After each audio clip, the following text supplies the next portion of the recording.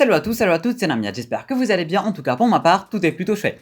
Aujourd'hui à Team, on se retrouve pour parler du troisième épisode de Superman and Lois, qui mine de rien, tout comme les précédents, et comme j'arrête pas de le dire, est juste excellent, cette série c'est juste une petite pépite.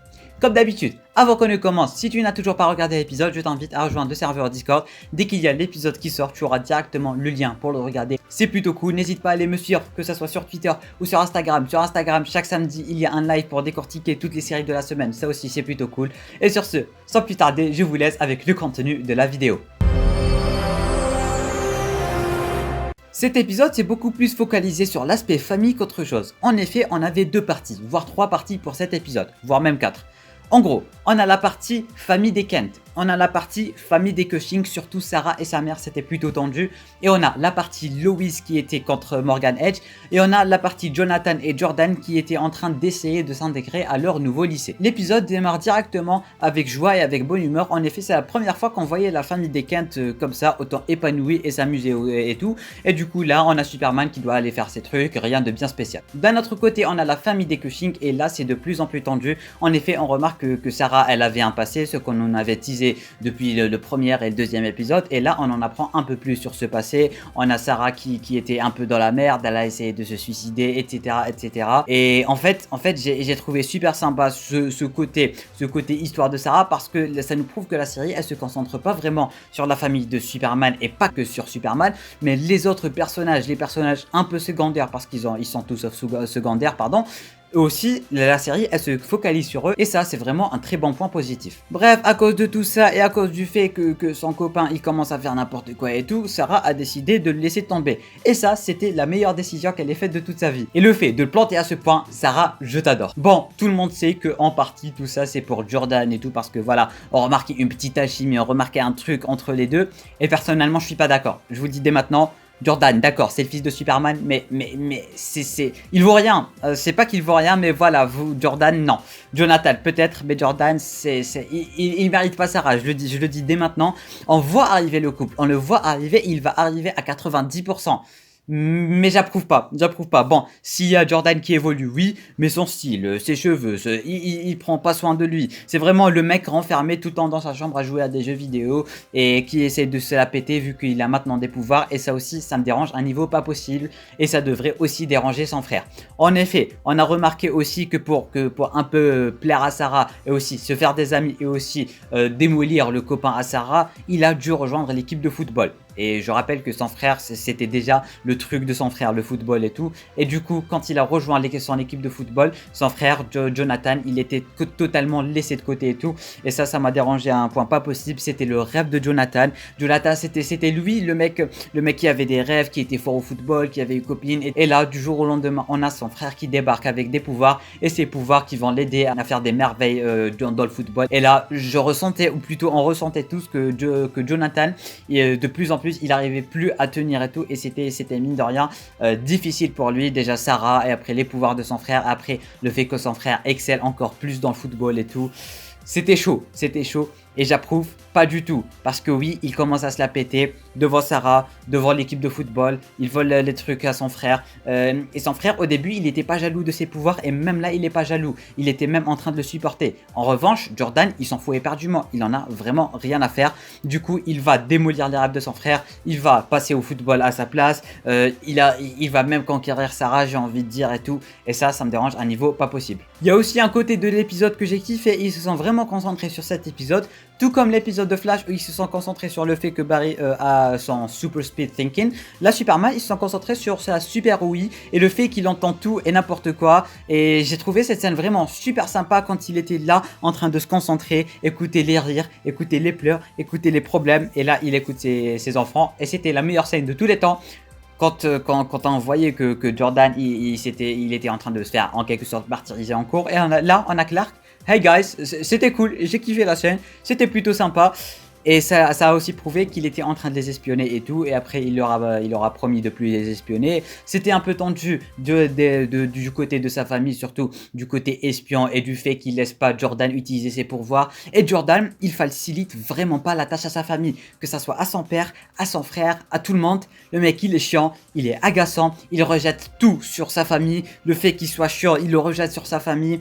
au moindre petit détail, il rejette tout sur sa famille et plus précisément son père.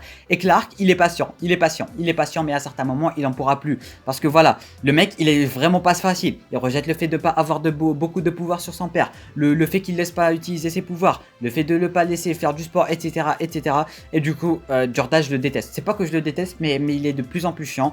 J'aimerais bien voir comment il va évoluer, mais si ça continue comme ça, c'est catastrophique, hein. Surtout que Jonathan, c'est en quelque sorte le mec modèle et tout, et il est clairement en train de lui voler la vedette, et ça, voilà, je sais pas vous, mais moi, ça me dérange, et je trouve ça, comment dire, un peu abusé, et pas du tout, parce que ça rajoute de l'intrigue à la série et tout. Du coup, d'un côté c'est bien, d'un côté c'est vraiment pas bien du tout. Bref, je disais que cet épisode s'est concentré sur l'aspect famille. On a la famille Cushing, on a la famille Kent. Cushing, bon, le père, il en a rien à foutre, mais du côté de Sarah et du côté de Lana, c'était vraiment super tendu, parce qu'on a Lana qui couvre un peu trop sa fille, notamment depuis sa tentative de suicide, etc. Et du coup, c'est un peu compréhensible, mais Sarah, elle en avait marre, hein. Elle avait passé le cap et tout, elle allait mieux, et sa mère, elle arrête pas, mais elle arrête vraiment pas de l'harceler et tout, et ça devenait un peu chiant pour elle. La preuve, c'était super tendu dans le dîner, c'était super tendu durant leur répétition et tout, mais après, ça s'est calmé, ça s'est fini à la fin, elles ont parlé, tout est bien, qui finit bien, et c'est la même chose du côté de la famille des Kent en fait, parce que voilà, on a Clark qui laisse son fils jouer au football, malgré qu'il lui a menti une troisième, cinquième, 10 millième fois, hein, ils font que mentir, et surtout Jordan, Jonathan il est sympa, et il est mature, voilà, c'est le mot que je cherchais, mais ça c'est plutôt bien fini. On a même Jonathan qui va appuyer son père pour laisser Jordan à faire du sport, mais ça c'est plutôt bien fini. La relation entre le père et le deux fils c'est plutôt bien terminé.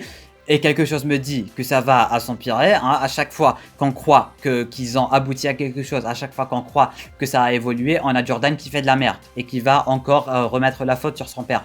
Et du coup, je pense pas que ça va s'arrêter là, hein, parce que à chaque fois qu'il y a un petit truc que ça lui plaît, qui sont proches, on a Jordan qui fout la merde, et du coup on va devoir s'attendre à ça durant le prochain épisode. Dernier point abordé durant cet épisode, c'est Lois, c'est Morgan Edge, c'est tous ces problèmes. En effet, on voit que Lois, elle est en train de creuser de plus en plus concernant Morgan Edge, et elle trouve de plus en plus de trucs. D'un autre côté, on a l'autre meuf, je sais même pas comment elle s'appelle parce qu'elle est chiante, celle qui a tout le Smallville Gazette, qui n'est pas d'accord avec les méthodes de Lois, qui dit que voilà, Lois, elle en fait un peu trop, etc., etc. Et là, ils ont un nouveau témoin, il y a la meuf, elle va parler de son fils, et du fait que c'est peut-être lié à Morgan Edge. Lois, elle va suivre des pistes, Lois, elle a son instinct. L'autre, elle avait rien à foutre, peut-être que c'est une coïncidence, peut-être ceci, peut-être cela. Et Lois, elle continue à suivre des pistes, notamment on a Morgan Edge qui essaie de l'arrêter avec l'intermédiaire de quelques autres personnes, notamment en brûlant sa voiture, en lui envoyant son mec super balèze et qui a des pouvoirs. On sait même pas d'où viennent ses pouvoirs, et là, même Superman, il était en difficulté. Et en parlant de Superman, de difficulté et de ce mec, la scène de combat, elle était ultra badass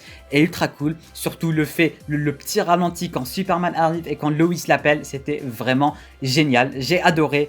J'adore ça, j'aimerais vraiment voir ça dans Supergirl. Bon, on avait quelques scènes dans Supergirl, mais saison 6, vous avez intérêt à gérer au mieux possible. Bref, au début, Superman, il s'attendait pas au fait que le mec ait des pouvoirs. Du coup, il avait pas calculé et du coup, il se fait démolir. Et après ça, il se relève, il lui donne quelques patates, il le démolit, c'était ultra bien. Comment il a démoli ce mec, c'était waouh, c'était magnifique. Et là, il emmène la meuf à l'hôpital, tout est bien, qui finit bien. Et c'est là qu'on arrive au petit cliffhanger où on a une Kryptonienne, une Supergirl Light, une Reign 2.0, une je sais pas comment l'appeler, peut-être même que c'est pas une Kryptonienne, mais j'en doute fort.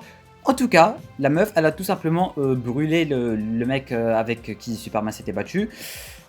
Pourquoi? Est-ce qu'elle travaille pour Morgan Edge? Est-ce que... Je sais pas, j'ai zéro idée. Peut-être que c'est une Kara-Zor-El d'une autre terre. Peut-être que... Je sais pas, j'ai vraiment zéro idée là-dessus. Si vous avez des théories, n'hésitez pas à les balancer en commentaire. En tout cas, j'aimerais beaucoup en savoir plus concernant cette nouvelle Kryptonienne qui arrive de nulle part. Voilà, c'était bizarre, on s'y attendait pas. Et bizarrement, on avait zéro, je dis bien, zéro signe du Captain Luthor. Qu'est-ce qu'il fout? Je sais pas, vu que le mec, il a pas d'armure, il a plus de vaisseau, il a plus de kryptonite. Du coup, peut-être qu'il a pris en congé en attendant de trouver de la kryptonite. Et là, c'est un peu Morgan Edge qui est en train de prendre le dessus concernant le scénario, notamment avec la nouvelle kryptonienne. Du coup, pour résumer, on a peut-être le Captain Luthor qui a pris des vacances vu qu'il a ni kryptonite, ni costume, ni vaisseau. Et du coup, il attend qu'il trouve de la kryptonite par je ne sais quel moyen. D'un autre côté, on a Morgan Edge qui prend prend le relais avec la nouvelle Kryptonienne qui travaille pour lui à 99% de chance. Voilà, je suis pas sûr, mais je suis presque sûr qu'elle travaille pour lui. Et pour finir, petite anecdote plutôt sympa, ou petite mention honorable j'ai envie de dire, Clark qui travaille en tant que co-coach sportif, c'était plutôt cool. Et j'adore vraiment le côté super maladroit de Clark et le fait qu'il fasse le con, on va pas se mentir, c'était plutôt cool. Voilà, c'était un peu basé sur l'humour et tout, et j'ai vraiment kiffé. Notamment la scène du couloir du lycée, la scène où il prend le truc, la scène où il aide son fils. Et voilà, je crois que c'était tout. Pour résumer tout ça, c'était encore une fois un épisode excellent. On avance pas mal dans l'intrigue, surtout concernant les personnages secondaires. Et ça, j'adore, surtout concernant Sarah. Et quelque chose me dit qu'on n'en a pas terminé avec du côté de Sarah. Captain Luthor, il est pas là. On a Morganette qui prend le dessus. Et Loïs, elle va tout simplement pas se laisser faire. Voilà team, c'est terminé pour cette vidéo. N'hésitez pas en bas en commentaire à me dire ce que vous avez pensé de cet épisode en général. N'oubliez pas, le petit abonnement ce n'est pas déjà fait. Et si tu kiffes le contenu de la chaîne, le petit pouce bleu qui fait quand même plaisir. Et sur ce la team, je vous dis à très bientôt pour une toute nouvelle vidéo. C'était Namiad, portez-vous bien.